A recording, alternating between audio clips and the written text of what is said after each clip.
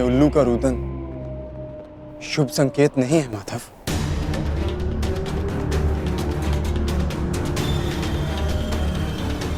हाँ पार्थ, कदाचित आज का दिन, ये युद्ध कठिनाइयों से भरा होने वाला है। आज की परिस्थितियों के लिए सज्ज रहना पार्थ।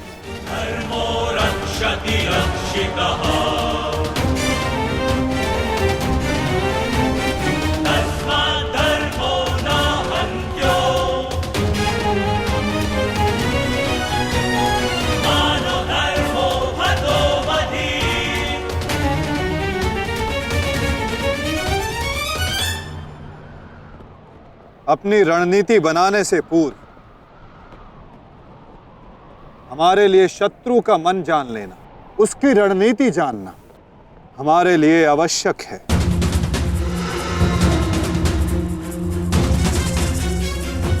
सबको ज्ञात है ना कि आज शत्रु का लक्ष्य क्या होगा? युधिष्ठिर को बंदी बनाना हमारा आज का लक्ष्य होगा।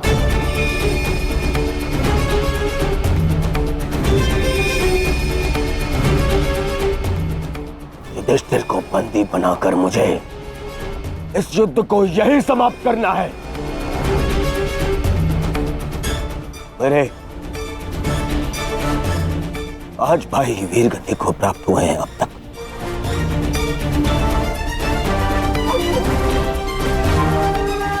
श्रद्धांजलि श्रद्धांजलि देनी है मुझे उन्हें।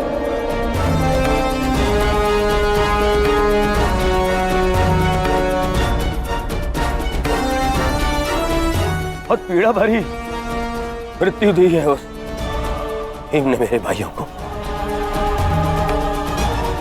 इन पांडवों को इतनी पीड़ा दूंगा कि अपनी मृत्यु की भिक्षा मांगेंगे ये मुझसे।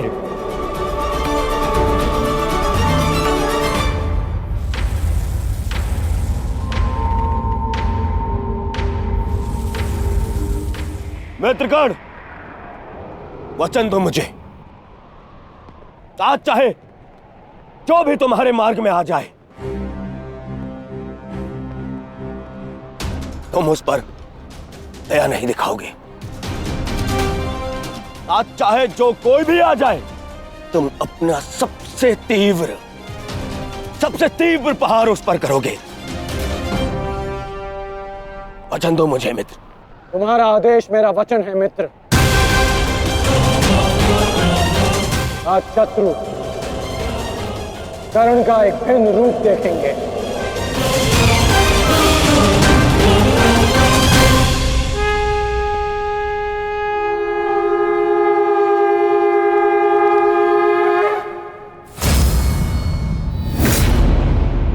आक्रमण!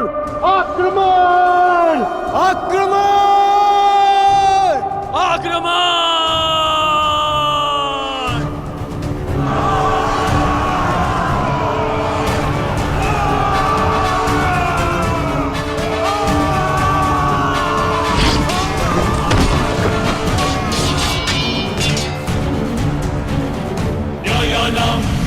उनका अस्त्र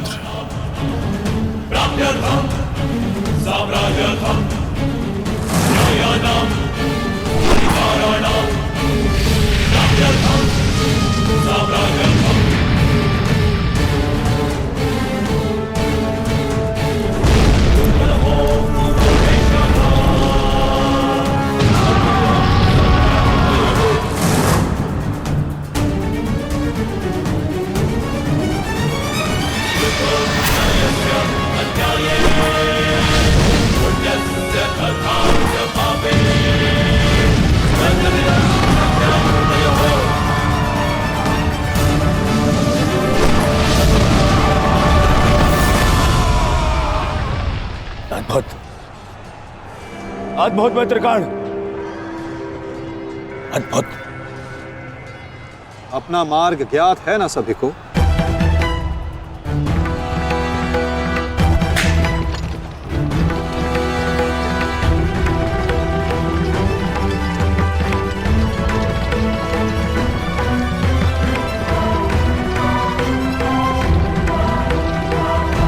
ये क्या कह रहे हो संजय?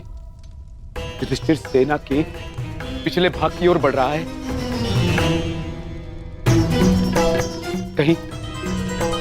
कहीं उसे हमारी रणनीति का भान तो नहीं हो गया? कौरव युधिष्ठिर को बंदी बनाना चाहते हैं? ये तो मुझे ज्ञात नहीं है महाराज, किंतु युवराज दुर्योधन इस बात से बहुत व्यग्र हो रहे हैं।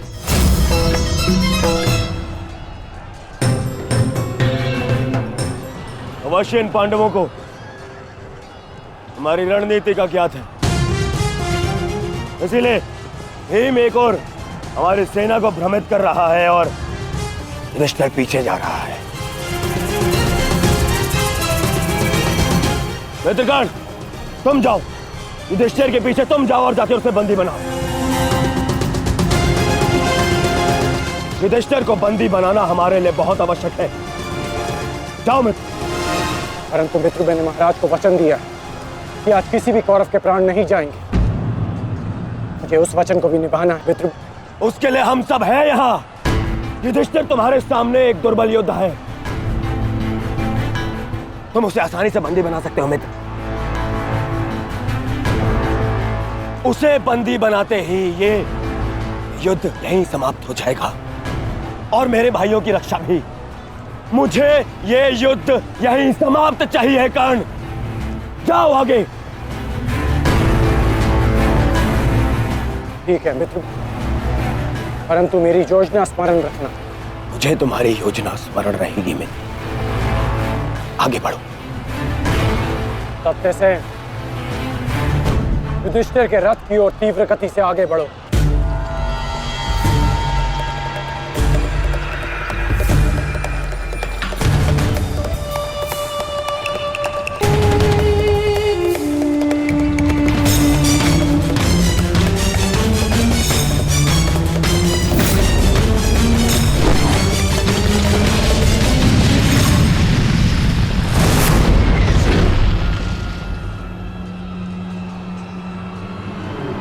योद्धा शत्रु की ओर आगे बढ़ता है, उससे पीछे नहीं भागता।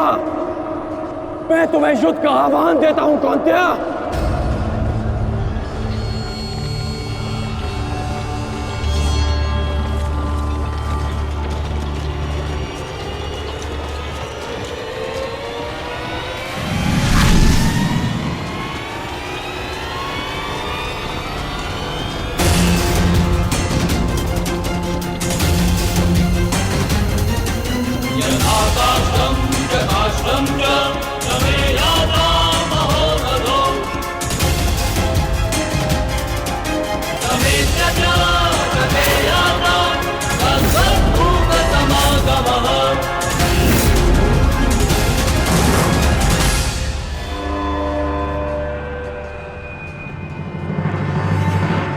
कौंतेय तुम्हारा आवाहन स्वीकार करता है।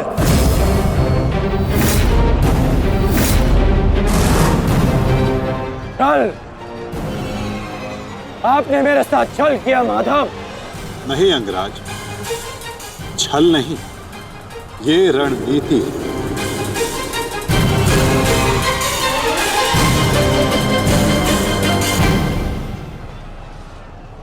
ये युधिष्ठिर का रथ है और इस पर युधिष्ठिर को विराजमान होना चाहिए था। वो तुम्हारी भूल है अंगराज, क्योंकि तुमने रथ को नहीं, रथी को युद्ध के लिए ललकारा है। और तुमने युधिष्ठिर को नहीं, कौंतेय को ललकारा है,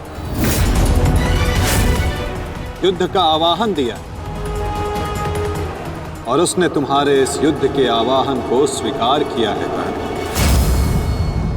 तुम सदैव मुझसे द्वंद्व करने का अवसर ढूंढते रहे हो कर्ण। समय आ गया है, अब दिखाओ कि तुम कितने समर्थवान और कुशल योद्धा हो। अपना आवाहन पूर्ण करो मुझसे और वहां दादा भीम अपनी प्रतिज्ञा पूर्ण करेंगे।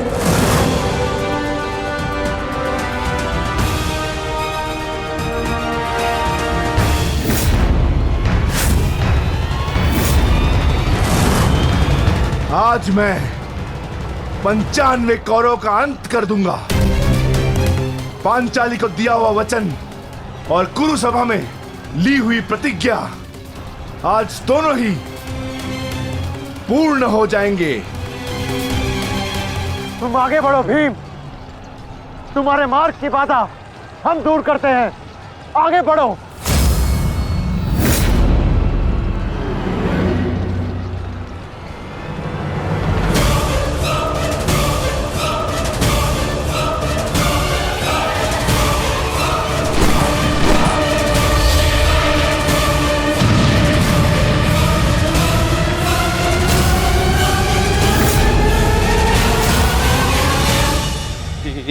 ये क्या कह रहे हो संजय?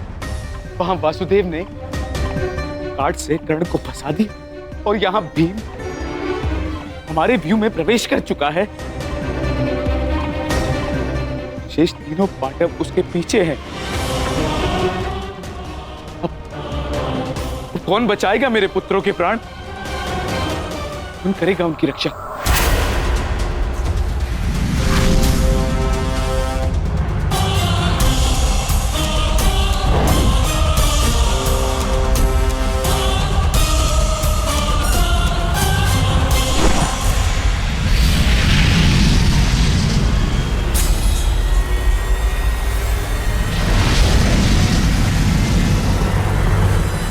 का संकेत है।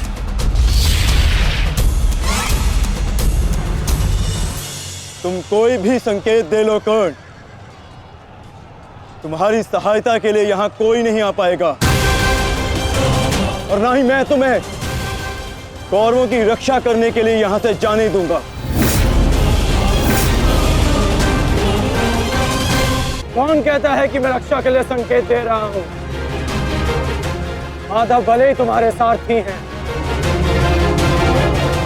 किंतु इनकी नीति मैं तुमसे अधिक पहचानता हूं। तुमने भले ही माधव की सहायता से मुझे युद्ध क्षेत्र से अलग कर दिया, किंतु मेरी रणनीति को विफल नहीं कर पाओगे अर्जुन।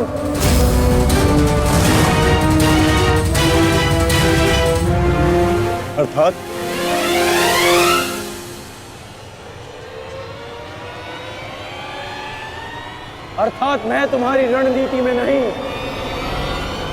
तुम मेरी रणनीति में फंसे हो अर्जुन। तुमने मुझे कौरवों से अलग नहीं किया, बल्कि मैंने तुम्हें पांडवों की सहायता से विमुख कर डाला।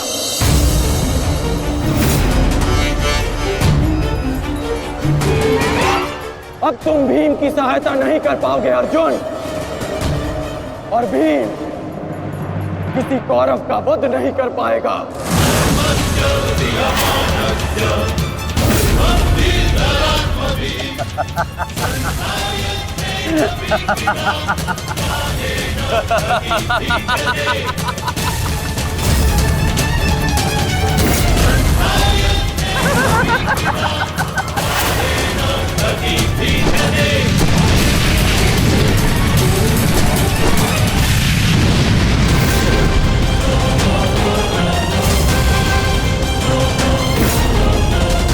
हमारा काल बनकर आए थे मूर्ख भीम, परंतु आज तुम स्वयं अपने काल के जाल में फंस गए। प्रिय भ्राता भीम, अकेले ही 100 कौरवों का वध करने की शपथ ली है ना तुमने? तो अब देखते हैं कि इस शपथ को पूर्ण करने का सामर्थ्य तुम में है भी या नहीं। प्रतिज्ञा पूर्ण करना चाहते थे ना गदाधारी? इस प्रतिज्ञा को पूर्ण करने के लिए तुम्हें अब अगला जन्म लेना होगा, क्योंकि इस जन्म में तुम्हें मरना होगा गदाधारी।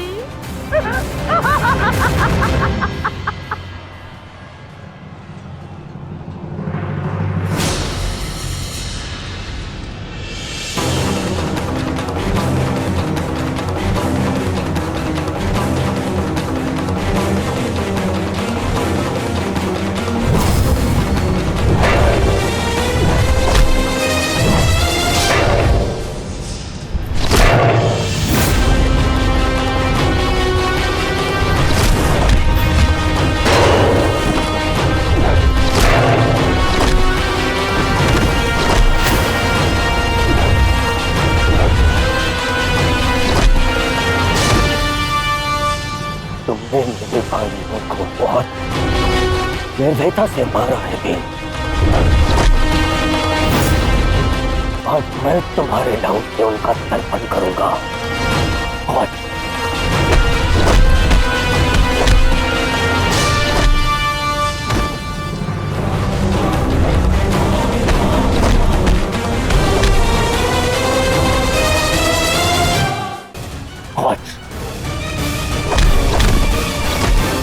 भीम, आज मैं अपने भ्राताओं की मृत्यु का प्रतिशोध लेकर रहूंगा। सावधान!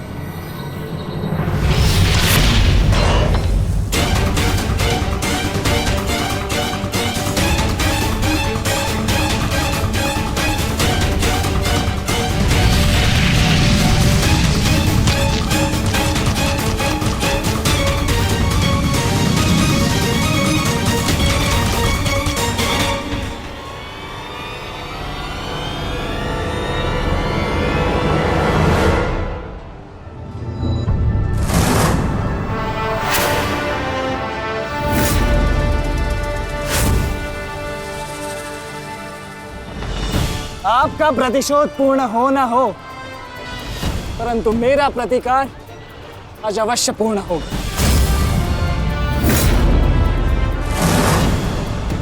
अभिमन्यु, दो योद्धाओं के बीच में आना युद्ध नियमों के विरुद्ध। 6 महारथियों ने अकेले ताचरी भीम को घेरा है। नियम तो आपने भंग किया है, तो अब यह अधिकार मुझे भी है।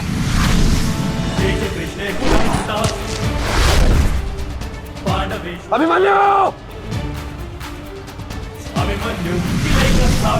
चक्रबंधास्त्र।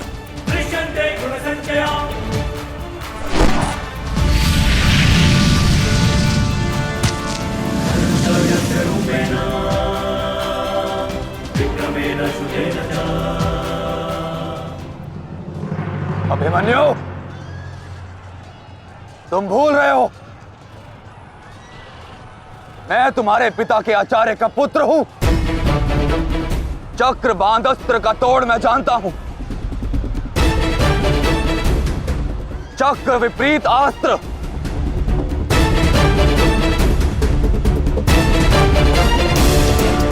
भूल तो आप रहे हैं महारथी। विपरीत अस्त्र तभी कार्य करता है जब युद्ध नीति गत हो। एक योद्धा पर आप सभी ने आक्रमण कर युद्ध नीति भंग की। अब अपनी इस अनीति का दमन देखिए। बालक! बालक! मेरी शत्रुता तुमसे नहीं है।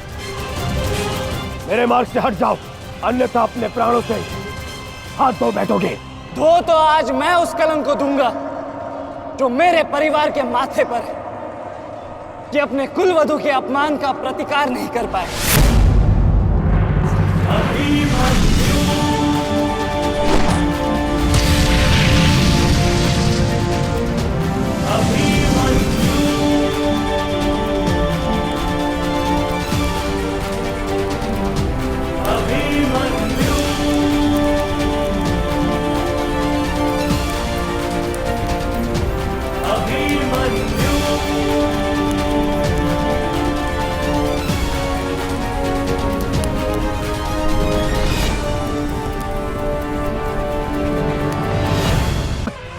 मेरी शत्रुता तुमसे नहीं है। मेरे मार्ग से हट जाओ, अन्यथा अपने प्राणों से हाथ धो बैठोगे।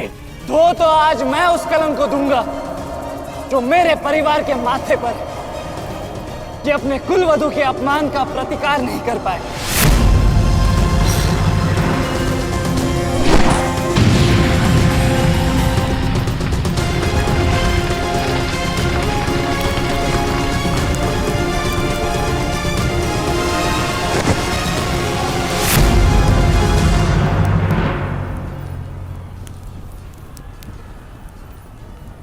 अनुभव करो इस ज्वाला को युवराज दुर्योधन। ये वही ज्वाला है जो इतनी वर्षों से मेरी माता के हृदय में धधक रही है।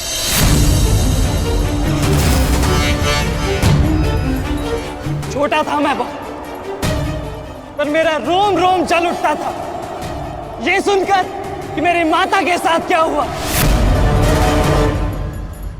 सोचो मेरे माता पिता और मेरे काकाओं पर क्या बीती होगी जब उन्होंने वह दृश्य देखा। मेरे माता पर क्या बीती होगी जब सहस्त्रों आंखें उनके वस्त्रहीन होते शरीर पर पड़ रही थी। आज मैं आपको उस अपमान का अनुभव कराऊंगा। आपकी पूरी सेना और महारथियों के समक्ष आपका वस्त्र हरण करूंगा और कोई कुछ नहीं कर पाएगा।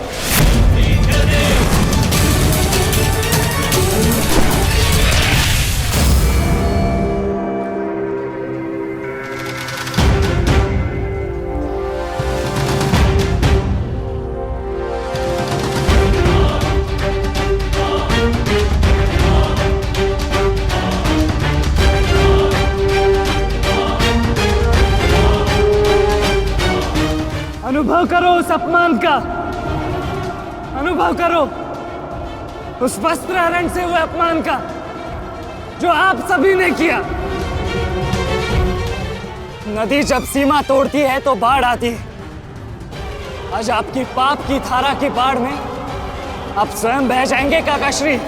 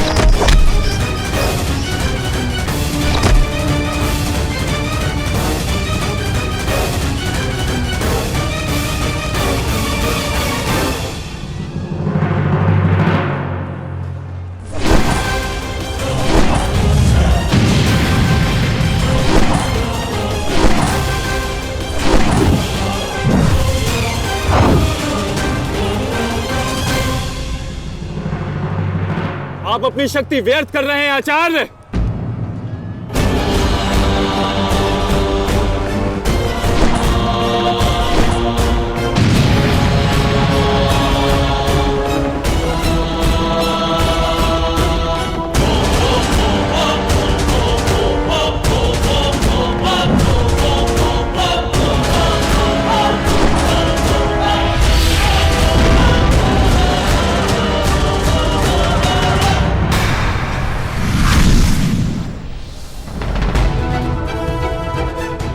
दुर्योधन को मेरी सहायता की आवश्यकता है।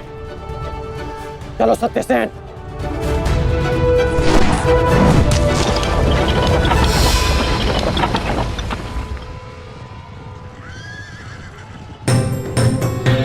कहां चले अंगराज? मैं जानता हूं कि तुम्हारे मित्र पे आए संकट का संदेश तुम्हें मिल चुका है, परंतु मैं तुम्हें जाने नहीं दे सकता। तुम कदाचित मुझे रोक सकते थे अर्जुन, परंतु तुमने एक भूल कर दी। तुम अपने रथ पर नहीं हो अर्जुन। हाँ, वासुदेव तुम्हारे सारथी हैं, परंतु महाबली हनुमान का आशीर्वाद तुम्हारे रथ पर नहीं।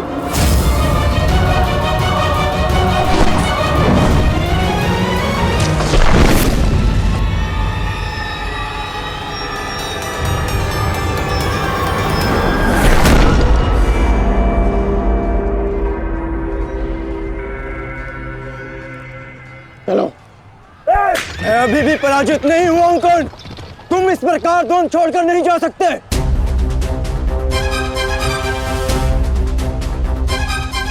तुम युद्ध के नियम भूल रहे हो अर्जुन। युद्ध का नियम है कि महारथी ही महारथी के साथ द्वंद्व कर सकता है, और तुम रथ विहीन हो। इसलिए मैं तुम्हारे साथ द्वंद्व नहीं कर सकता। पहले अपने रथ का पहिया सुधारो, फिर आकर मुझे युद्ध का आह्वान देना, क्योंकि परशुराम शिष्य कर्ण नियम तोड़कर युद्ध नहीं करेगा।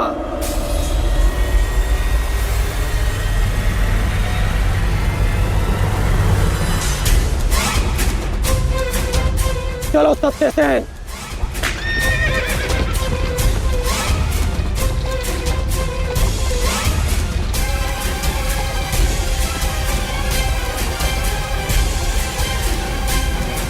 अब समझे पार्थ कि मैं कर्ण की प्रशंसा क्यों करता हूं।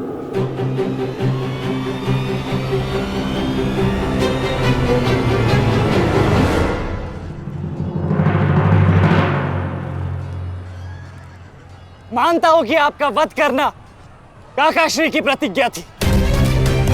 उनकी प्रतिज्ञा को भंग करने का दंड मैं सह लूंगा, परंतु आज अपनी माता के अपमान का दंड मैं आपको अवश्य दूंगा।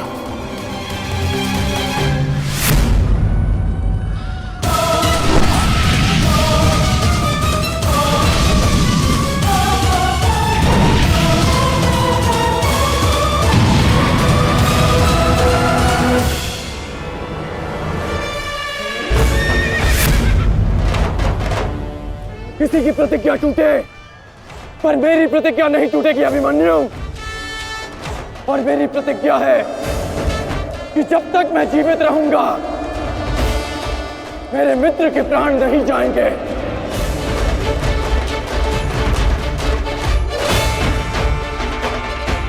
यदि जीवित रहना चाहते हो तो पीछे हट जाओ अभिमन्यु।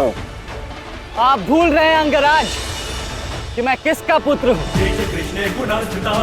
पीछे हटने के बारे में सोच भी नहीं सकता। तो प्रहार सहने के लिए तत्पर रहो।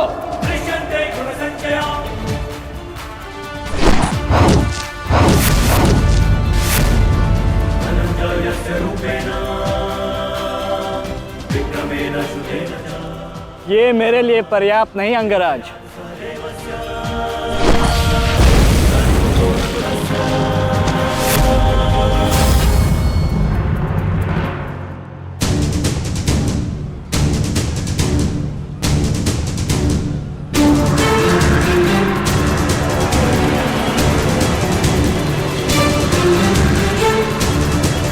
ना मेरे पास बाणों की कमी है और ना प्रहारों की।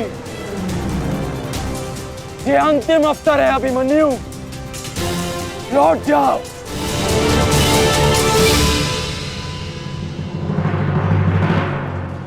तो मेरे तुनीर में भी उत्तर प्रस्तुत है अंगराज।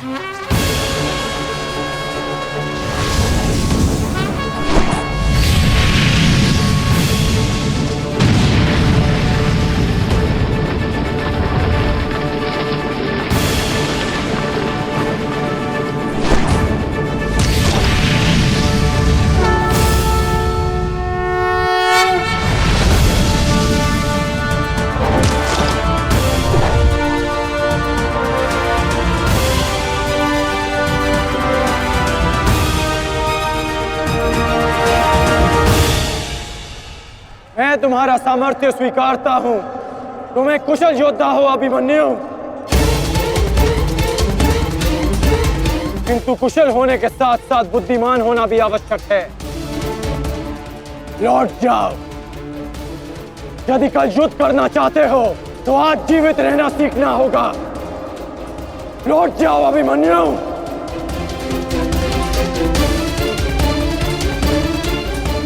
एक योद्धा के लिए आज या कल नहीं होता अंगराज। उसके लिए केवल वो ही पल होता है जिसमें वो मृत्यु के सामने खड़ा होता है। एक वीर योद्धा से सुना था मैं, हे मृत्यु, तैयार यदि तू आने को, प्रसन्न मुखा। द्वार खुला है, तेरा स्वागत, प्रसन्न मुखा।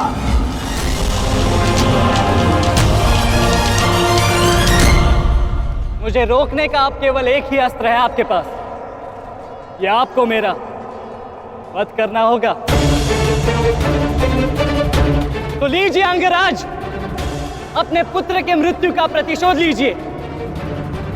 आपके समक्ष आज वो योद्धा खड़ा है जिसके पिता ने आपके पुत्र का वध किया था। प्रतिकार कीजिए अंगराज, रुके क्यों है? क्योंकि जो पीड़ा मैंने सही, मैं नहीं चाहता कि वो पीड़ा मेरा शत्रु भी सहे। कृष्ण ने अपना विकल्प स्वयं चुना था। वो रणभूमि छोड़कर जा सकता था, परंतु उसने मृत्यु चुनी। गर्व है मुझे तुम जैसे युवा योद्धाओं पर, जो अपना कर्तव्य पूर्ण करने के लिए सदैव तत्पर रहते हैं। मैं जानता हूं कि तुम पीछे नहीं हटने वाले अभिमन्यु, परंतु मुझे भी अपना कर्तव्य पूर्ण करना है।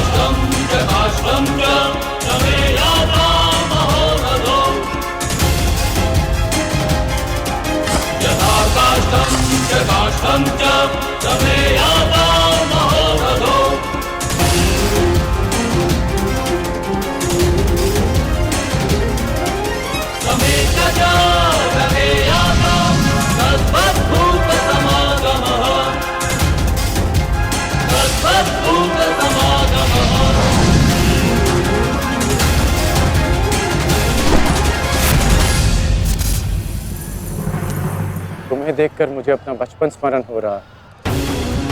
अभी तुम्हारा जीवन आरंभ हुआ है, इसे इस प्रकार व्यर्थ मत करो। मैं आशा करता हूं कि अगली बार जब हम दोनों मिले तो दो शत्रुओं के भांति नहीं, दो वीरों के भांति एक दूसरे के गले में। अभी तुम्हारा जीवन शेष है, जाओ बस।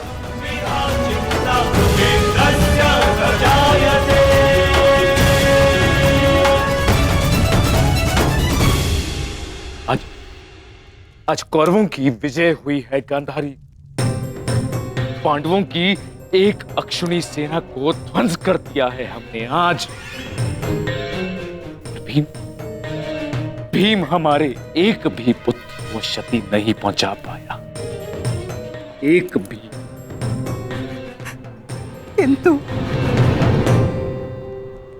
किंतु दुर्योधन का क्या महाराज?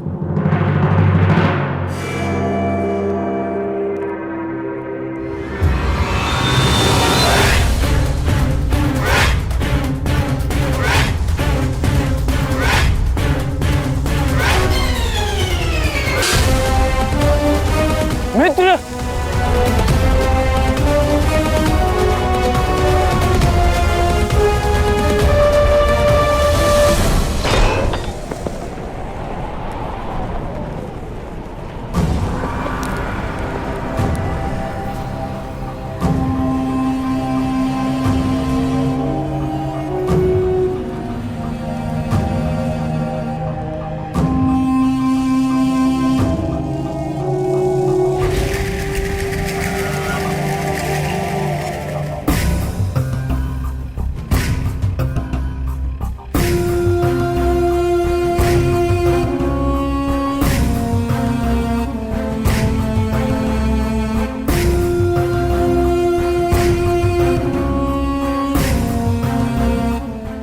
आज मैं आपको उस अपमान का अनुभव कराऊंगा। आपकी पूरी सेना और महारथियों के समक्ष आपका वस्त्रहरण करूंगा। परंतु आज अपनी माता के अपमान का दंड मैं आपको अवश्य दूंगा।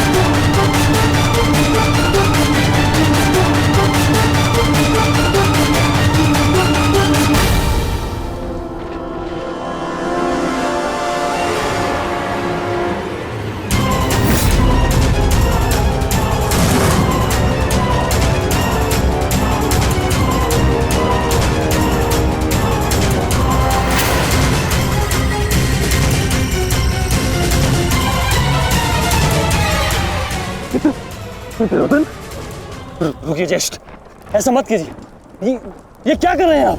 दुर्योधन, दुर्योधन, ये सब कुछ क्या है? आज के इस युद्ध में हमें विजय मिली है, फिर ये सब कुछ क्यों कर रहे हो तुम?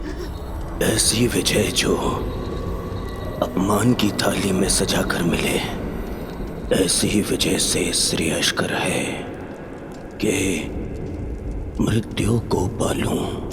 नहीं। मेरे जीवन में कभी मेरा इतना अपमान नहीं हुआ है। अब इस जीवन का और कोई मूल्य नहीं। मैंने ये युद्ध संपत्ति के लिए नहीं, अपने हट, अपने सम्मान के लिए बुलाई थी। अब जब सम्मान ही नहीं रहा तो इस विजय का मैं क्या करूंगा? मेरी सेना के सामने विश्व के महानतम योद्धाओं के रहते वो 16 वर्ष का बालक मेरे वस्त्र हरण कर गया और चेतावनी देकर गया है कि युद्ध में जब भी मिलेगा पुनः यही दोहराएगा। अब ये वस्त्र हरित दुर्योधन सम्राट बन भी गया। कैसे अपनी सेना से, अपनी प्रजा से आंख मिला पाऊंगा मैं? इस लज्जा के साथ मैं अब जीवित नहीं रह सकता। नहीं दुर्योधन, देखो अपने क्रोध पर काबू पाओ। देखो विजय हमारे निकट है दुर्योधन, मानो मेरी बात। छोड़िए मुझे मामाश्री, छोड़िए मुझे, अन्यथा इस अग्नि में मैं अपने आप से पहले आपकी आहुति दे दूंगा। छोड़िए मुझे। नहीं। छोड़िए। छोड़िए मुझे।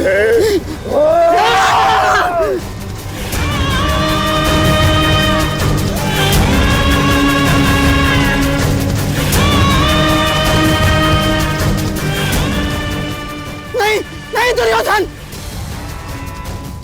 देख क्या रहे हो मूर्खों? कोई रोको इस अनर्थ को।